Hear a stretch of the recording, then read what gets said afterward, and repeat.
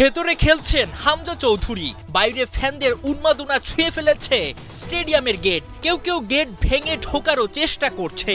এমন পাগলাটে ভালোবাসাই এখন ফুটবলকে ঘিরে। দর্শকের এই আগ্রহে পিছিয়ে নেই স্পন্সররাও। একের পর এক কোম্পানি যেভাবে লাইন ধরছে বাফুফের সঙ্গে চুক্তি করতে, তেমনি ফুটবলারদের নিয়েও তাদের আগ্রহ তুঙ্গে। জাতীয় দলে খেলার পরপরই একাধিক প্রতিষ্ঠানের সঙ্গে চুক্তি করেন বাংলার ফুটবলের পোস্টার বয় হামজা চৌধুরী। শোনা যাচ্ছে নেপাল ও ভারত ম্যাচের আগে আরো বেশ কিছু বড় ব্র্যান্ডে যুক্ত হতে পারে তার নাম। তবে শুধু হামজা নন, সমিত সোমকে নিয়েও তুমুল আগ্রহ ৩ থেকে ৪টি প্রতিষ্ঠানের। ১১ নভেম্বর ঢাকায় আসতে পারেন এই মিডফিল্ডার। সেই সময় ডিল ডান করতে পারেন তিনি। একসময় ক্রিকেটারদের ঘিরেই ব্যস্ত থাকতো স্পন্সররা, বিশেষ করে সাকিব আল হাসানের সঙ্গে চুক্তি করতে হুমড়ি খেয়ে পড়তো বড় বড় ব্র্যান্ড। ২২ গজের চাইতে শুটিং সেটে বেশি সময় কাটাতেন সাকিব। বিপুল চাহিদায় সাড়া দিতে হতো বলে সাকিবকে সমালোচনায়ও কম পড়তে হয়নি। তাতে অবশ্য থেমে থাকেনি সাকিবের এন্ডোর্সমেন্ট, কিন্তু সময় বদলেছে। এখন সেই আলো একটু একটু করে কেড়ে নিতে শুরু করেছে ফুটবল। হামজা চৌধুরী লাল সবুজের পতাকা গায়ে জড়িয়ে মাঠে নামার পর যেন বদলে গেছে দৃশ্যপট।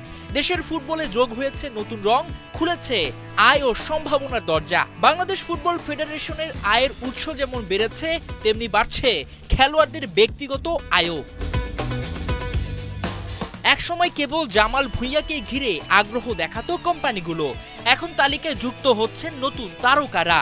হামজা চৌধুরী, সমিত সোম, এমনকি নারী ফুটবলার ঋতুপর্ণা চাকমা ও আফিদা খন্দকাররাও পাচ্ছেন নতুন নতুন চুক্তির প্রস্তাব। ফুটবলের উত্থান যেন বদলে দিচ্ছে দেশের ক্রীড়াঙ্গনের স্পন্সর মানচিত্র।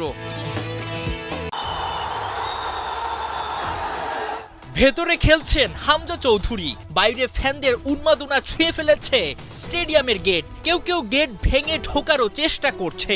এমন পাগলাটে ভালোবাসাই এখন ফুটবলকে ঘিরে। দর্শকের এই আগ্রহে পিছিয়ে নেই স্পন্সররাও। একের পর এক কোম্পানি যেভাবে লাইন ধরছে বাফুফের সঙ্গে চুক্তি করতে, তেমনি ফুটবলারদের নিয়েও তাদের আগ্রহ তুঙ্গে।